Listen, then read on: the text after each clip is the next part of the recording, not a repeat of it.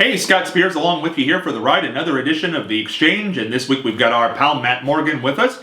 Each and every episode of The Exchange here on YouTube and Facebook and all those social media platforms, which can be seen once a week on all of those platforms. Matt is also the co-host of the Friday Night Live program each and every Friday night on WGH Talk, 8:15 to 10 p.m., along with Carrington Nelson, Sean Kraft, and myself. WWGH1071.com, or download the free TuneIn app to listen free on any mobile device. And Carrington, as you can see, is not here this week. She's normally the other co-host of this program. She's on vacation, I know. She heard you were coming, Glenn. She bugged out of here. No, Carrington is on vacation in Florida, and she will be back next week. Now, as you can see, filling in for Carrington this week, we've got the Democratic candidate for mayor here in Marion coming up on November the 7th. Glenn Coble. Matt, I know you've had some questions for Glenn. Here we are. Let's just go in. Normally on The Exchange we talk about a whole lot of stuff, but we've certainly got to talk about the big mayoral race coming up on November 7th. And by the way, Glenn was just on my program, Scott Spears Now, which you can also get on YouTube and Facebook and other media platforms. Check it out. It was, let me ask you this before we let Matt ask a question here, Glenn. You were a little, what's the term I want to say? Aggravated? Well, you let it rip. Let's say that. I've been interviewing you now for 7 months, and you've held a lot of things back. And that episode, you did not hold back. Why? What changed, and why did that happen? Well, on my way to that episode, I said to myself, am I going to be politically correct and be a nice Democrat and just lose the way I'm supposed to lose? Or am I going to tell it the way it is? And I just decided I'm going to rip it. Now, see, Glenn, though, when you say, I bet people will get mad when you just said, am I going to lose the way I'm supposed to lose? Is that what you just said? Yeah. Okay, well, some people might want you to win, and they don't want to hear that. Well, I'm sorry. Okay, well, if you let it rip here, too, Glenn, on this episode. Let it rip. If you hang with me, you're going to find out I tell it the way I see it. And sometimes I will tell people that I know the chance of me winning in this gerrymandered state, in this very Republican town. I know the chances of me winning are slim, but that doesn't mean I'm not going to try, and it doesn't mean I'm not going to tell the way I believe. But with a month to go, a little over a month, do you think you will win? I'm hoping I will. Okay. I don't know one way or the other. Whatever they call that, where you determine whether you're going to win or lose, and you tell people. I don't have any idea. Well, we didn't get to have time with this on the episode that we did, so I want to ask you this here before we come to Matt. I know. One thing I left out.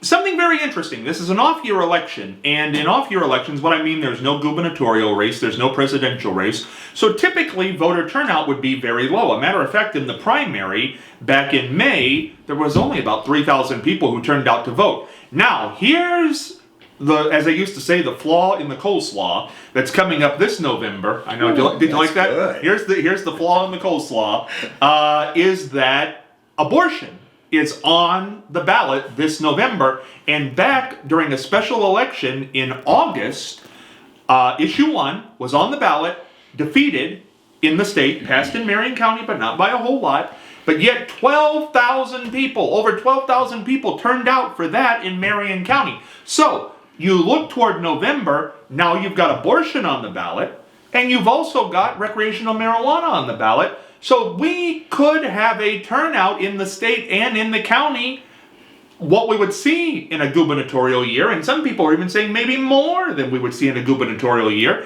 Now those people will vote for mayor if they're in the city. And a lot of people are saying that they're both going to pass, and that those are typically Democratic voters and younger voters. So, that being said, Glenn, the landscape has really changed. A lot of people who might have said, no chance for Glenn Coble 6 months ago, well, I don't know. Do you think it's changed anything, abortion and marijuana? If the word gets out to the young people to get out and vote, I would say that will, and also to the gay or the African American or the minorities in this city, if the word gets out that they might have a candidate that's going to stand up for them instead of ignore them, I think it might help, yes. Do you think that somebody who is pro-choice would vote for Bill Collins for mayor? Somebody who votes for abortion rights and legalization of marijuana, which on the last episode you said you supported both of those. Yes. Would that person be a Bill Collins voter? I think some of them would, yeah, because they like Bill Collins, or they know some things he's done as a policeman that they like a lot. I think it does lean my way a little, yeah. So do you feel at this point like you could possibly win because of a high voter turnout? Boy, I hate to say this, but yes. There you go. All right, Matt, come on in. Alrighty, so Glenn, the question I have, like the first question is, so you're running more out of like a moral thing than an actual like want to run. I think all politicians should run from a base of morality, yeah. Yeah, but you. But the way there's no but about it. If you're immoral, you shouldn't be running. I mean, I agree, but like the way you made it sound beforehand, or I guess I should say in the last episode, it's you didn't really seem like you wanted to do it all that much, and then you did because nobody else was going to. That seems like a moral thing to me. You did it because you felt that it wasn't right for only one candidate to be on the ballot. Yeah, I did it for that as one of the reasons. I also did it because I thought I would be a better candidate than my opponent. I didn't do it because I want to be the numero uno in Marion. I didn't do it because, we might get $110,000. I didn't do it because I wanted that power and all the adulation that comes with power. I did it because of moral convictions about our government should be honest, our government should be empathetic, our government should listen to its people, and our government should do the best for our citizenry that it can do, and try to correct things that are going wrong. What do you feel is going wrong at this moment in time? Well, this business with the auditor is a problem, and I think that has to be looked into. I feel sorry for the young woman who is the auditor. Miranda McGinnis. Thank you. I feel sorry for her because I think she would like to do the best she could do. I think she's overwhelmed with all the problems that have been thrown at her, and the previous problems, because the previous auditor didn't do her any favors. So yeah, I guess that's my answer. So the only big ticket problem you see as of currently in Marion is the financial problem. Oh no, we have problems with too much noise from trains going through town, honking their horns. And I have a friend, Terry Klein, who has done a lot of research into quiet zones for Marion. I like that idea. It also is a health-saving thing. People get ill from being awakened by trains all night long, I think there are a lot. Excuse me, one second. I have notes up here that I want to grab since you asked that question. Alrighty. Oh, I love what we're doing downtown. Is it called the Dora? The downtown. Anyway, it's an area where you can carry a beer from one Corridor? place. Yeah, it's like a corridor, but that's not what it's called. But I love that idea. You can't stumble from one bar to the next drunk as a skunk, but you can carry a beer from one place to the next, or a shot.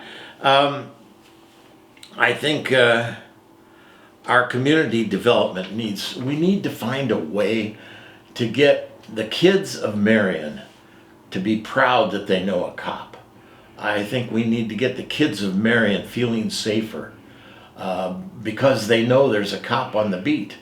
And I think our cops, the ones that I know, truly would like to be like that, but we just haven't encouraged them. We haven't given them the opportunity, or probably not even the pay to do that sort of thing, to be community oriented. Also, this morning, well, not this morning, yeah, this morning, I got up and our garbage was being collected. And our garbage men are absolutely wonderful. They pick up stuff they don't have to pick up. I love that type of thing. I want the city to care about its citizens, and I will encourage that as strong as I can. And I also believe we need, I don't know how Mayor Schertzer has run his office, but I think we need to have open door policy where people can come and talk to the mayor. So maybe set certain hours where people can come in and complain, and I know that will happen. They can come in and complain to their heart's content, and I'll listen. I think that's one of the things that we have to do is listen with thought as opposed to just stand there with a blank stare and listen to somebody. We need to think through what they're saying. Now, there are a lot of people in this world that like to come in and shoot their mouths off, and I understand that gets a little old, but we do need times where people can shoot their mouths off. So you think there should be more of like a public forum for citizens to voice their concerns? I love the idea of just that, a public forum. Maybe once a month, have a public forum and open it up for people to come to the office, or maybe we'll have it someplace else. Just walk in and tell us what you think, and let people come in and shoot the breeze.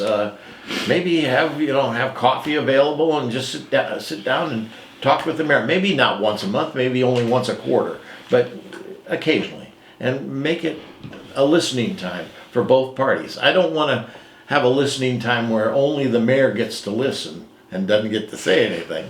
But I also don't like the other side of that story either. Matt is a 19-year-old person for a couple more days. Does anything Glenn say as far as his platform appeal to you? Now, you live in Caledonia, so you won't be voting in this election anyway, and I live in the county. Oh, give I me won't my either. card back then. I know. That's the way it goes. Sorry, I forgot my. Does anything appeal here? Oh, okay. I do like the fact that Glenn has, I guess like I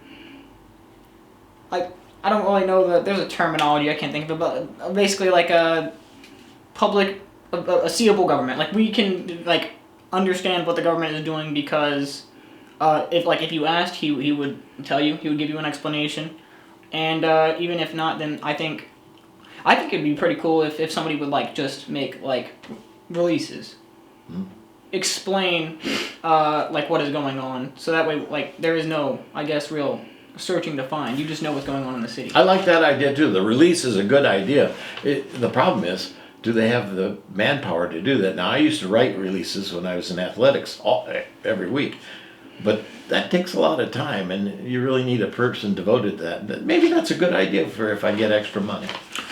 Now, that being said, let's talk about maybe what you just learned for the first time. I don't know if you heard the interview with the mayor recently on my program, but Mayor Schertzer brought up the point that he has lost confidence in our city auditor, Miranda McGinnis, and that the city has no bond rating right now, and we are not going to get that back within the next year.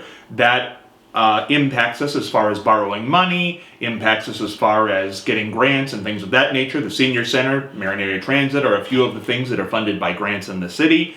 And the next mayor will have no legislative experience, and to my knowledge, if you go back 50 years, that's never been the case. Every mayor we have had has been on city council prior to becoming mayor. So, this is where we're headed in January. What do you think? It doesn't sound. See, it doesn't sound all that. It doesn't sound all that, I guess, exciting. You're gonna have an inexperienced person either way in the top seat of the local, executive branch, which is not ideal. Not the best time for that with the things going on. An auditor who will be reelected because she's got nobody running against her, who the current mayor says he has no confidence in, and who's just accrued some fines herself for not doing things that she needed to do, and apparently doesn't answer questions in city council meetings because she doesn't know the answer. It seems almost to me like Marion has a lack of, I guess, community spirit, if you want to call it that. I don't really know what else to call it. Nobody is really interested in trying to at least so it seems, most people, the majority, don't really seem all that interested in trying to fix the problems that that are in Marion. But who does that fall to? Whose fault is that? I'm not really sure. See, I usually I'd almost pin something like this on the community. The community almost needs to look out for the community. Like, that's just how, like, that's what communities were built upon. Whose fault is it, Glenn? Last week, that's kind of what I was saying, is that the community needs to step up and demand that they get answers, and they have been reticent to. In my campaign, nobody's even talked to me about things that they want to see.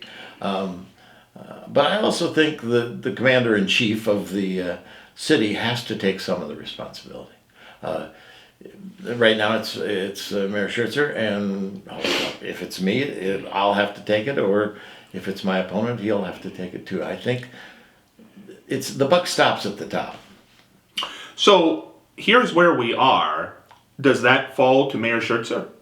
Here's where we are. What? Here's where we are with an auditor who was appointed, has never run for that position, apparently doesn't answer questions, has no confidence of the mayor, doesn't have a lot of confidence by a lot of members of city council, and is accruing fines, following an auditor who had to resign his term because he was in some problem. People can look that whole story up. We are in a place where we have two candidates running for mayor. One run, as you have said, because there was nobody else running from that party. The other ran, no legislative experience. Nobody on city council ran. Any current city council members, nobody ran. No past city council members ran. Here we are. No bond rating in the city. Well, how'd we get here? Where'd the buck stop? Well, I really think Scott has to take the brunt of that buck. And really, I think people should. I don't believe that my opponent and I will do a terrible job.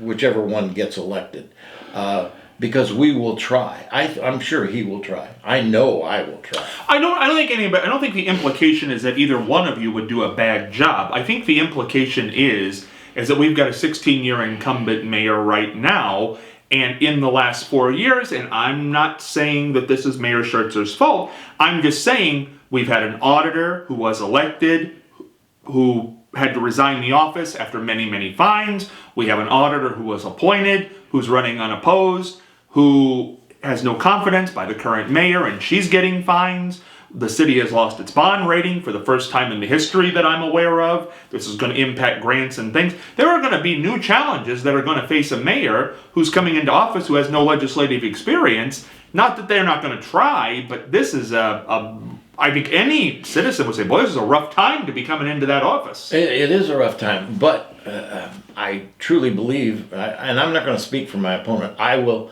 do a better job than it's implied that I will. But I also believe that that's what happens when you don't have somebody making them accountable. There is, I don't know how many Democrats we have in government right now in the city, but I know we have very few in the state, and nobody is accountable. We just had householders steal, $60 million. We've had two auditors, God knows where that money went. We also had we have problems because nobody's looking over their shoulder. That's a must.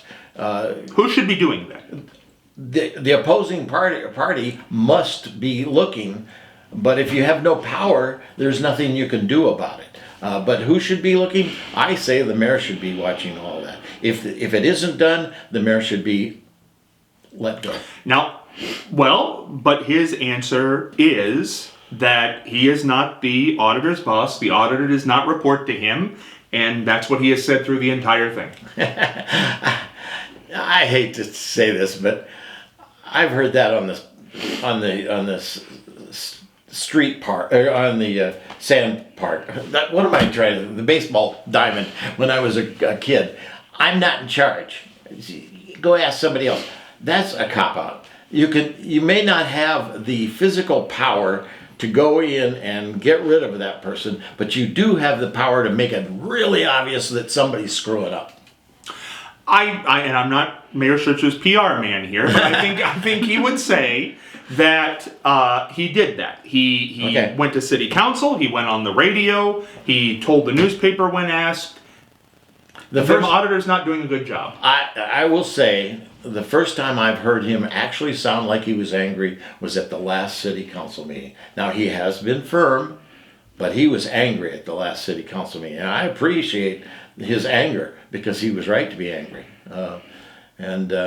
Quite frankly, a couple of the people that were putting our auditor's feet to the fire were the Democrats. Some of the Republicans as well, but I think you need a second party out there, and we do not have one right now in the city or in the state to make people accountable across the aisle. Well, how should she be made accountable at this point? Because it's too late, way too late. So who should have done that, and what should they have done? Again, the mayor. What should he have done? I think he should have made it obviously clear. Now, I think he probably thinks he did. But I was not aware of how badly it was going, and I went to most of the city council meetings. But I became very aware at this last one that he was angry with the situation. Now, a couple of the councilmen had asked the question, and you could tell there was a strain in their voice when they kept having to ask the same question. But even they didn't get in it. That's the problem with politics right now. Nobody gets in anybody else's face. I don't mind if you get in my face and tell me I'm screwing up. Are you going to get in people's faces, Mayor? I'm not a get in people's faces person, but I will privately get in their face. Yes. Well, let's say this, okay? We've got Miranda McGinnis, and she is an independent. Whatever people want to say, she was a Republican at one point, Yeah. but she is running as an independent, as auditor, unopposed. Where are the Republican? Where is the Democrats? Where is the Democrat running for auditor? Where are they? They've given up. Politics is, especially under the former president, politics has become a no-win situation. If you're going to run for politics and you're opposed to Mr. Trump, you're going to lose, especially in Ohio. If you're getting into politics and you're a Democrat liberal, you're going to lose in Ohio. And nobody wants to do it because they know the chances of us having a victory are slim and none, and Slim's leaving town.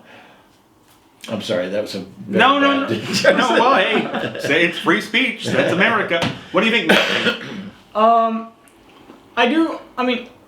To be fair, I do live here in Ohio, so I don't have much knowledge of politics outside. But Well, this is an Ohio thing. I do feel like the Democratic Party in Ohio does not put as much work in as they should compared to the Republican Party of Ohio.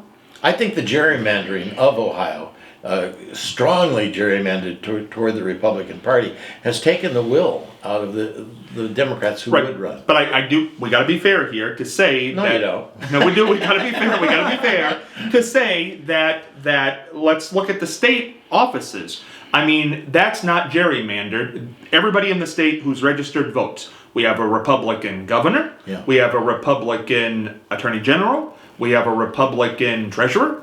We have I don't think there is a Democrat in state office besides I don't either. Sherrod Brown. Yeah. And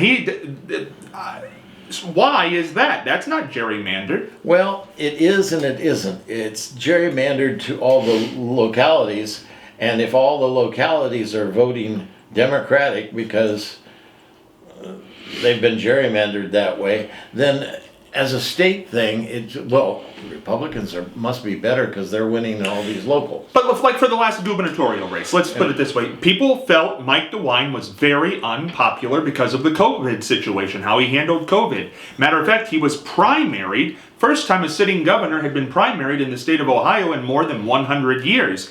He was primaried, and in the Republican primary got less than 50% of the Republican vote. Yet, who did the Democrats put up as their candidate for governor in a year that they could have possibly won? They put a mayor of Dayton. Female. Ohio's never elected a female governor. I don't know that anybody's ever went from mayor to governor. And I don't believe... It was like, oh, they had a chance here with Governor DeWine, and she got fewer votes than any other statewide Democrat. Yeah, she was...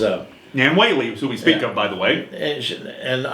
Her lieutenant governor came, proposed lieutenant governor, came here and did a speech and was very good. But, she was kind of a weak candidate. So do you think DeWine was defeatable last time? I mean, his own party didn't like him. Well, if we'd still have Cordray running against DeWine, but Cordray didn't want to get messed up again. Yeah, but where was anybody? Where was Sherrod Brown could have run for governor? Past office holders could have run for governor. I think Sherrod Brown felt his duty was what he was doing, leading the national party as opposed to the state party. Now, nobody asked me, but I would have run. Oh, there you go. Well, Matt, what do you think? I think that one of the big problems is that people don't necessarily vote for who they think would be the best candidate. I think they vote for who they think is going to win because nobody wants to vote for the losing party. And also, it's kind of a team thing, I think. When I was a little guy, we used to have paper drives, and we'd go out and you'd be divided into a red team and a blue team, and whoever brought the most papers in would win, right? So, and the red team, let's say the red team was winning, they always lorded it over the blue team, and they hated each other. When it was over, everybody got back together, but it's kind of the red team against the blue team right now. I really don't know the answer to this. I know who it was, but who is the head of the Democratic Party in Marion right now? Shoot, I forgot her name. Is it still Brandy? No, Brandy has stepped down. Passed it over to, and I can see her face and I can't remember her name. I'm terribly sorry. But she's brand new, Brandy was the head until I would guess about 4 or 5 months ago. Is that a good time to change leadership of the Democratic Party in the midst of an election where all city offices pretty well are up? Our Democratic Party in this club has done nothing in the right time. So, no. What are these meetings like at the Democratic Club? They call for a quorum, and if they don't have it, they get it back up on the TV and see if there's enough people on the TV to get a quorum. And then if they don't have a quorum, then they wait for about 15 minutes till they get a quorum, and they barely get a quorum, and that's the way they are. What's being talked about in these meetings locally? Who's running, and like some people will say, I need somebody to help me put signs up at such and such a place, and things like that. Are there any big names at these meetings, big office holders? We do have Democrats in office here. Mayor Schertzer's in office. Ayers Ratliff is in office. Mike Thomas is in office. Joanne Casotis is in office. No. All 4 no's. I don't think I've seen any of them there. Who's at the meetings? I'm there. And everybody who's running for office is there. But none of the current office holders are there. I think Joanne occasionally has come. I think Scott Schertzer has occasionally come. I can't remember the last time I saw him there. But isn't this a problem? It is a problem. You know what else is aggravating me no end. And you know what's aggravating me is we got to take a break here, but we're coming back with a whole another half hour with the Democratic candidate for Mayor Glenn Coble. And just to be clear, and Matt Morgan, by the way, Bill Collins is welcome to come on this program. Open door, Bill Collins. We'll be back in just a moment. And we're back on this very special episode of The Exchange. Carrington Nelson, by the way, is out vacationing. Matt Morgan and I are here. And by the way, you can catch Matt Carrington, Sean, and I every Friday night on Friday Night Live on WGH Radio, www.wwgh1071.com, or download the free TuneIn app to listen on any mobile device, absolutely free. And we have with us today the Democratic candidate for mayor sitting in for this episode this coming November 7th here in Marion, Glenn Coble. By the way, Bill Collins, the door is open for you as well. I'm sorry, I have to say that to be fair, in my broadcasting integrity is on the line here. Glenn, I've got to say it. Go ahead. No, I think you've mentioned his name Well, are you not? Seven What do you got to do? You got to do what you got to do. No, it's When he's here, I'll mention your name 7 times. all right. We'll Invite make me sure. back on. Yeah. I'll check it off. Yeah. Okay. Okay. I don't You know can where sound we were very going. confident in that. Yeah. Oh, you just wanted to complain about that. Yeah, I just wanted to You just wanted to complain about that. All right, Matt. You had a question. Yeah. So a while back, there was an interview that Scott did with former Sheriff Tim Bailey, and he was, I guess, Bill Collins' boss for years at the sheriff's department, Yeah, he was. and he said that he would never vote for Bill Collins. Paraphrasing, he said that he would never vote for Bill Collins because he feels there's some kind of like character flaw there. Now, I just want to make sure here, just to clear that I don't know if Sheriff Bailey was Bill Collins' boss, because Bill Collins worked for the city police at that time. Yeah. So I don't know if he was his boss, but he did say that he would not vote for him under any circumstances. Well, I have tried to get a hold of Mr. Bailey, Sheriff Bailey. Sheriff Bailey. Tim Bailey. Tim Bailey. I've tried to get a hold of him, and he vacations during the summer, so I have been unsuccessful. But I must say, as of yesterday, I found his Facebook, so maybe he'll be getting in touch with me. But yes, I have been told by more than just him, people that have worked with what is he now? Sheriff? Sheriff deputy. Yeah, sheriff deputy. That they were uncomfortable being around with him as a working partner. But that doesn't, I have a lot of people that I've worked with that I was uncomfortable being around. So I don't want to hold that against him. It's just, Tim Bailey did. I heard the interview, and he was not very happy with Mr. Collins. Anyway. That's all I can say about that because I don't know what's going on. I would love to have Tim Bailey on my team helping me. And by the way, Tim, if you're watching, I tried to contact you a few times, but you were gone. Or maybe I have a wrong phone number, but I'd love to have you help. We have a Friday morning meeting at 10:30. My group of people that are helping me run for office, and I'd love to hear your thoughts on that.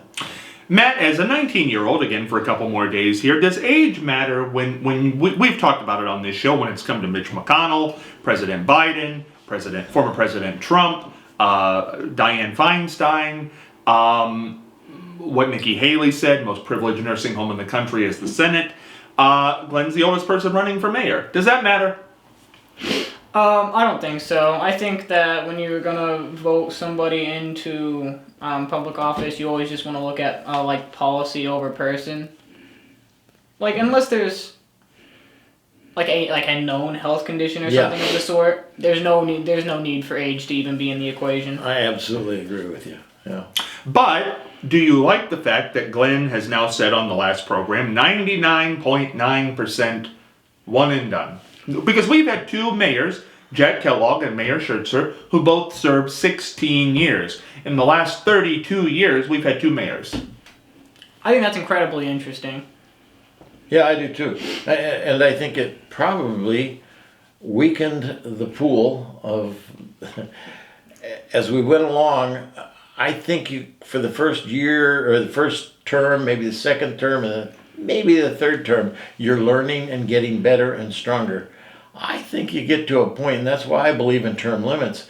I believe you need to get out after, at least by the 4th term. You're doing things by rote as opposed to doing things by your heart.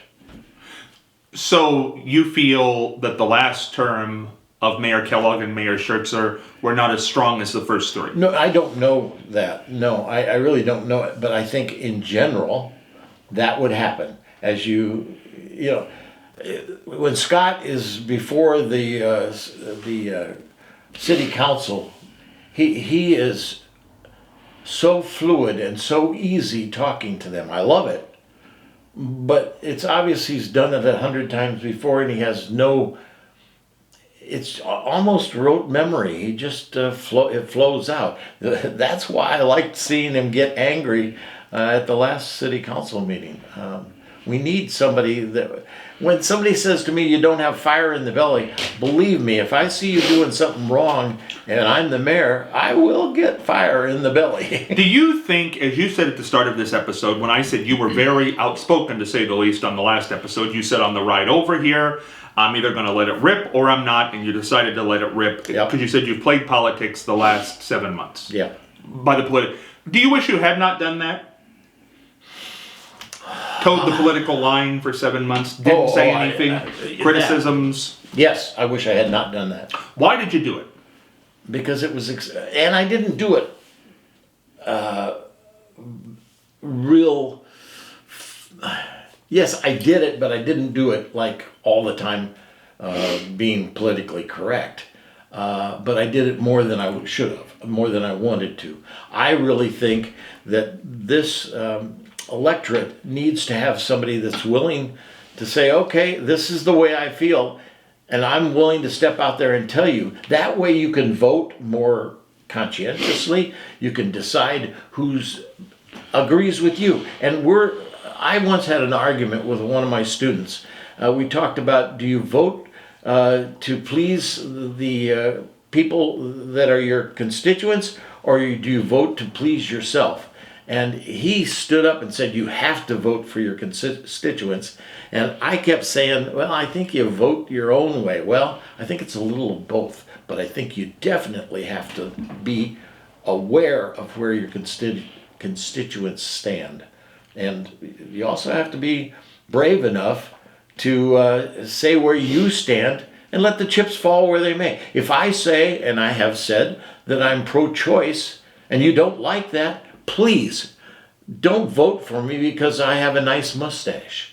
but here's what I think. What the interesting thing is this a local issue? I think this comes up a lot too. Is abortion a local issue? Is recreational marijuana a local issue?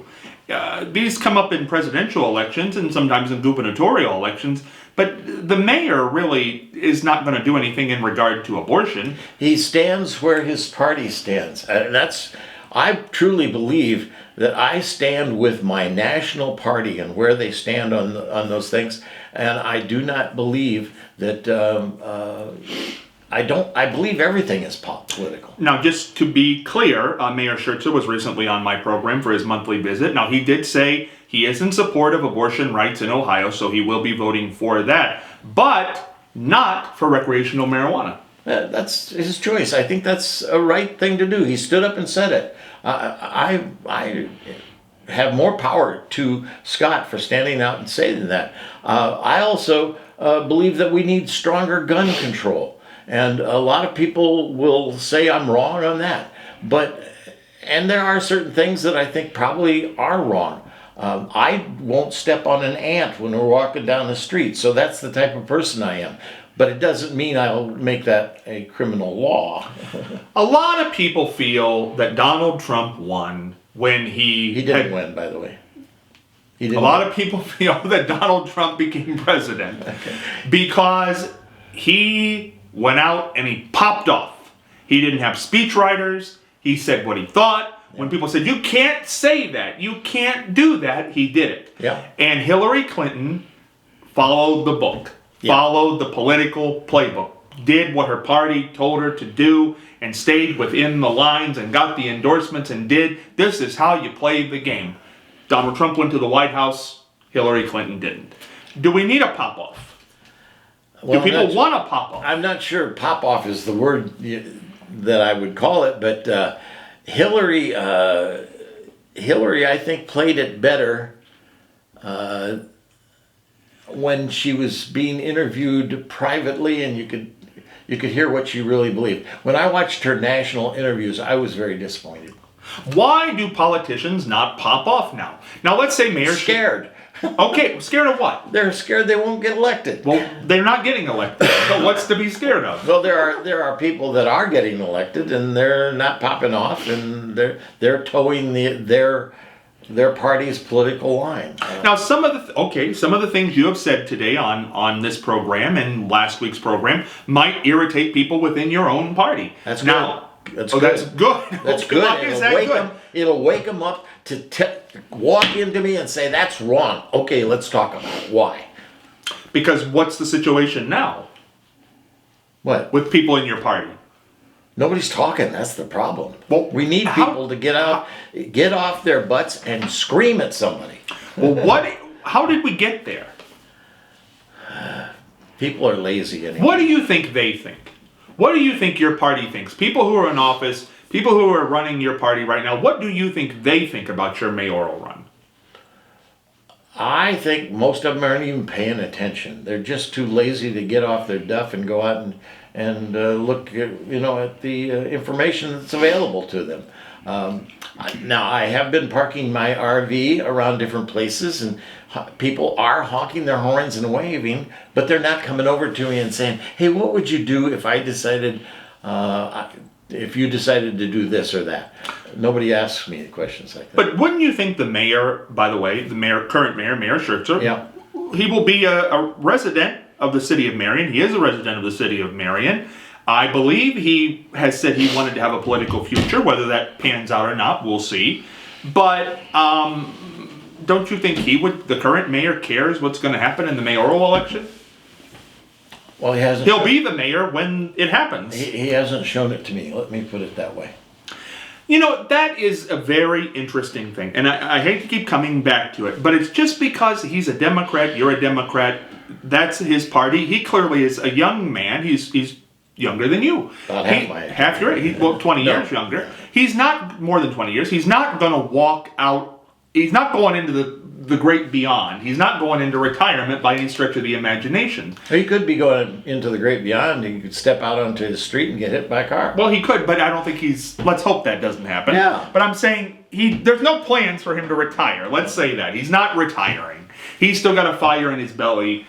He's said that. So, doesn't he care what happens to the Democratic Party? Doesn't he care about what has happened to the city he's been the chief executive officer of for 16 years, city council person before that? Doesn't he care about who's going to win the election, who's going to be sitting in the office the moment he gets up and leaves? All I can say is the proof is in the pudding. And for people who don't understand, where are we with that? Your mouth has to do what your brain is saying. You have to stand up for what you believe. You have to respond. And I don't believe he hasn't responded to me and my running. Why do you think that is? We don't know. I have no idea. I wish I did. I guess he wants me to come to him and beg him or ask him to beg for support. I'm not going to do that. Unfortunately, if you don't like somebody that won't beg for support, you don't like me. How do you call it begging? Because that's a heavy word. I know it's a heavy word, but it's the way it feels to me. Okay. Matt, what do you think about that? I kind of like the fact that Mayor Schertzer has not endorsed anybody. Yeah, I don't mind that either. Because, like, he said on your show that that Glenn is a little more liberal than he is. I don't think I don't think it'd be necessarily right for him to endorse Glenn when they don't even agree. Like, I mean, they're both Democrats, but like they don't have the same like policy. I don't think it would be right for him to endorse Glenn because they don't agree on it. Like, let me ask you this. Yeah, okay, forget I the understand endorsement. that. Forget the endorsement. Let's blow the endorsement out of here. Mayor Schertzer is a member of the city of Marion. He's a resident of the city of Marion. He's a voter. Do you think Mayor Schertzer will vote for you? Yeah, I do. Okay. So why not endorse you then? I agree. I mean, we're talking semantics here at this point, aren't we? Yes, and it doesn't make any difference. Mary Ellen Withrow didn't endorse me, but she gave me a check. That's the endorsement I need. You know, I think endorsements are way overblown. Because, well, okay, let me tell you what happened. This is kind of an interesting tale, and I may have told you on the air, but tell me if I need to stop talking. We've got time. Go ahead. I was invited when I was running for state rep to speak for the the county FOP out in Fraternal Order of Police. yeah people out there in understand. Marengo or someplace like that. So I went and I was told by several people, "There's no need for you to go out there and talk to them. They're not going to vote for a Democrat." So I went out and I talked to them. Well, they didn't vote for me, but they endorsed my opponent. But then this time, when I was running for mayor, I was called by them, and they asked if I would like to come out to their and meet with them about the endorsement. I said, well, I know what happened the last time I did it, but sure, I'll be there. And I said, call me, tell me what time you want me there, and I'll be there. That was the last phone call I had with him. They'd never called me to tell me. I don't remember the particulars of this, but I believe they said you didn't show up. Well, if they said that, it's because they didn't call me to tell me where and when to go. And that could just be a miscue of discussion. But I would have gladly showed up if they had called me and told me. I can't divine out of thin air where they're going to meet and when. So where's the big Democratic Party on election night? I don't think we have one. My big Democratic Party will probably be at the OK or... Well, right here. Right oh, here. yeah, I'm going to be here. Now, wait, we better do this for our own good. Here, we got to do something for our own good here. We should mention that on election night, I believe we're the only ones doing this. By the way, on election night, November the 7th, we will go live at 7:15 p.m. Eastern Time.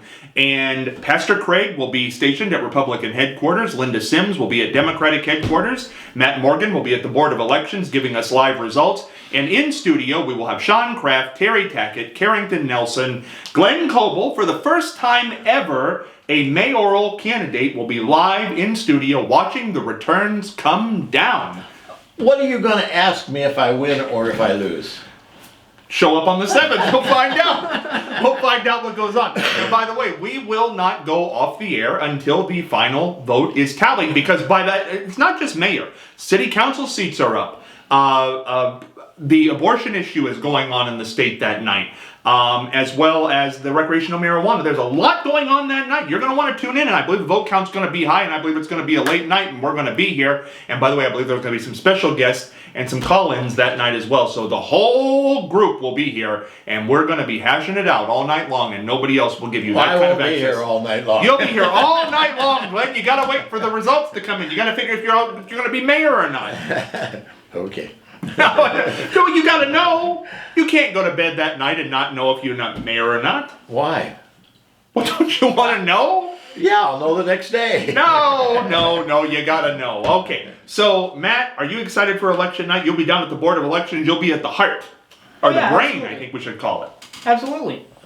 How do you think this is all going to shake out? Because we really don't know. These state issues could very well drastically change what people believe is going to happen in the city. And that's why they are local problems. And you said that they weren't really local.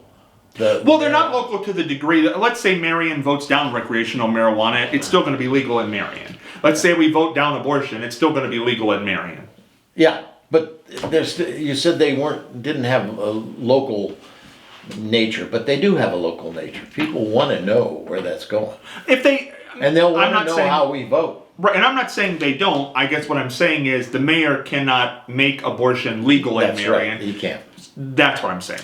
He can make carry concealed weapons. He can work on that one. And how do you feel about that? I am not a big fan of carry and conceal weapons. I am a fan. If you want to have a weapon, that's fine. If you want it for safety or hunting, that's fine. I am absolutely opposed to... I fired the M16 when I was in the service. I'm opposed to having automatic or semi-automatic weapons like that can take a baby's head off when they're shot. Matt, you've been fascinated with this whole pay raise. It's been pushed off to December 11th. Glenn says he will take less than the $69,000 that's currently being made by the mayor. They're going to vote on it again on December the 11th. What do you think? $110,000. Mayor Schertzer might veto this too. I talked to him again about it Tuesday. He said that's not off the table, even though that's coming very close to the end of his term. I think he does. It honestly kind of surprises me, like how little people know about like everybody I've brought this up to has no idea. So I have to give them all the numbers like every time, and they're all just like, really, $40K? Well, a little under, but bump. And then I was like, yeah, that's a whole salary. Yeah. You make 40K here, I'm sure. Well, of course you do. That's what Glenn used to make double that here. Yeah. But the point is that this is a big raise. And okay, Glenn, why are they doing it? Jason Schreiber told us why he thinks they're doing it. Why are they doing that? Well, I was told by a Republican, and I'm probably not supposed to say this, so I'm not going to say who told me this. If I'm elected, the raise won't go through, and if my opponent is elected, the raise will go through. That's why it's been held off to December. Now, whether that's true or not, I don't know. I don't care. If I'm elected, it's a moot point. You're not taking it anyway. Yeah. So, what do you make of that, Matt? I mean, it seems like there's some collusion there. It feels that way from my side. I don't know if that's true or not. And I'm not saying there would be. I'm just saying that's the way it could look. If the person who told you that is right, it definitely seems like there is some collusion against. That person is a Republican. So. Are they an office holder? No. No, okay. Okay, so this all being said, let's go back to point A here. It used to be local politics were local. Party did not matter. I mean, people went to the meetings and so on and so forth, and you helped out your party, but people did not vote straight ticket. That did not happen. I never did. Now it is. Yeah. Why? It's my team against your team, and it has nothing to do with intelligence. But now here's we are ignorant as a population right now. But you are the top of the ticket in the Marion race this year, and there is no state fallout, so you are the top. If you go down, it's quite possible that the Democratic Party goes down locally. Yeah, I would hate to see that. And we have some good people running for offices, and I hope that they all get a fair chance. But if I go down, yeah, it could drag a lot of people. I mean, not that I would drag them down, but if I'm going to go down, it probably means the rest of us are going down. Do you think they would say, well, the top of the ticket wasn't strong enough? No, I don't think it has anything to do with the top of the ticket, not at the local level.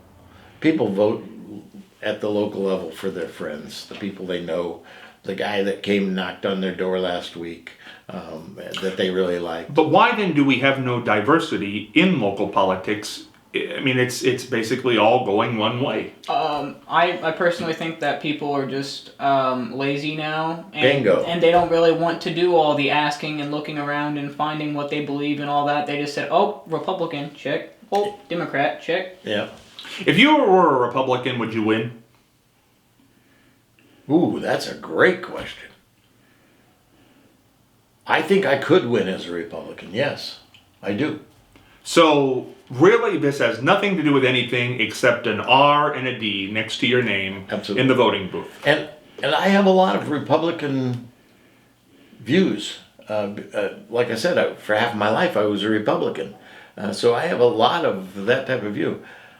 I think I'd have a pretty good chance of winning as a Republican. So how does that make you feel? Just knowing of the party you are from, the Democratic Party, is basically what could spell your disaster on election night. I don't care about that. I am proud that I'm in a party that doesn't have most of the leadership corrupted. I'm proud that I'm in a party that cares about women, that cares about gays, that cares about blacks, that cares about reds, that cares about people. And I'm glad to be running against a party that has none of the above. What do you think, Matt? Are these issues important to a younger voter? Oh, they don't care about younger voters. I think the biggest issues on the ballot that are going to attract young voters are going to be the abortion one and the legalization of marijuana. From what we have I agree. seen, that's what's drawing people to the polls. So, I mean, do you feel that Glenn could win this just simply because there's going to be a high voter turnout? Don't answer that. I think he definitely has a better shot than he would have if those weren't on the ballot. I think I do too. it's like when I went to the Board of Elections, I don't know how many people there are in Marion, like total, but only like 3,000 and some odd people voted that night. Yeah.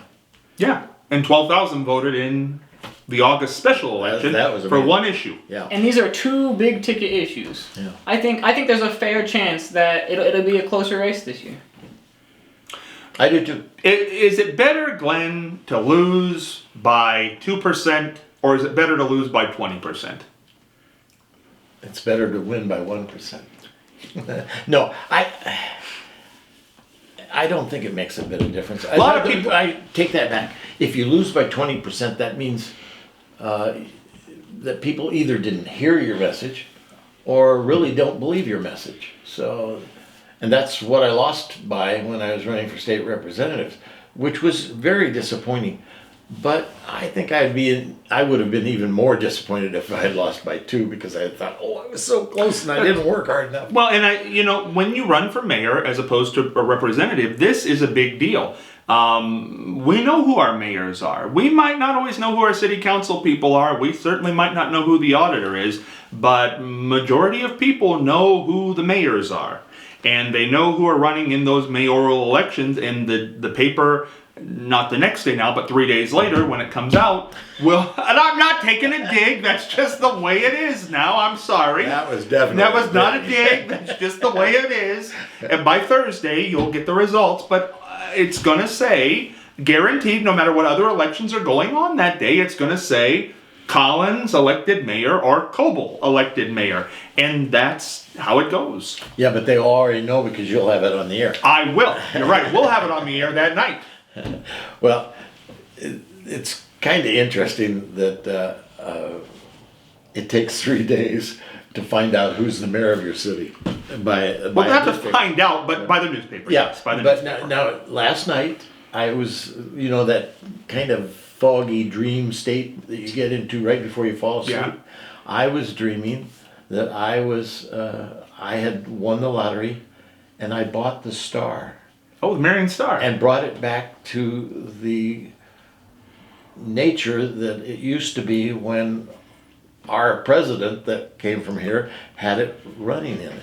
I was really excited. I woke up and I thought, I can do that. And then I thought, where am I going to get that type of money? I'm going to give you 4 names, and I just want you to give me one word to describe, 1 or 2 words to describe these names. And these are big names in Ohio politics. Well, let's start here. Warren G. Harding.